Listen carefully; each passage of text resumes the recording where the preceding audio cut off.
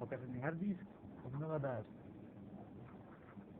Jemne odčerujeme všetky šrobiky pomocou týchto nástrojov. Prvák a štípačky. Potom sa načerovali šroby, tam dole hodný klip, opičli moci aj.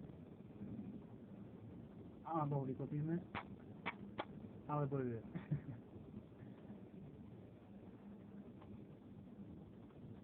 Máme ten magnet, ten sa tu vyjde.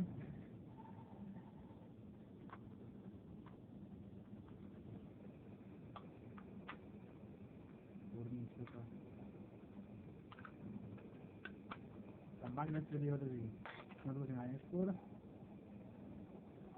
Jemne odstraníme všetky časti, ktoré nie sú prišerované. Aj čekaciu hlavu, ktorej sa jemne. Nemôžeme nič poškodiť.